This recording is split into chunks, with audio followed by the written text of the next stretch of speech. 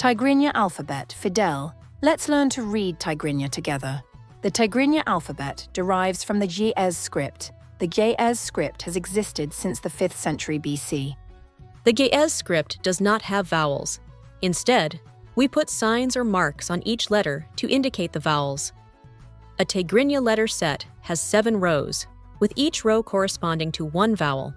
Consider the letter be, for example, which is pronounced as in the English words bed and Belgium. The placement of the marks or points is clearly visible here.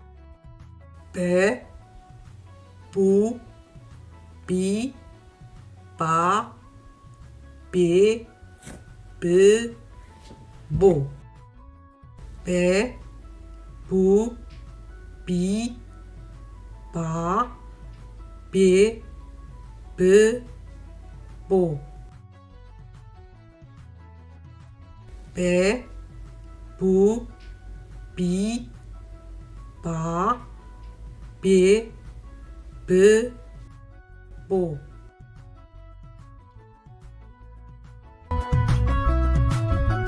Be, bu, bi, ba, be, bu, bo.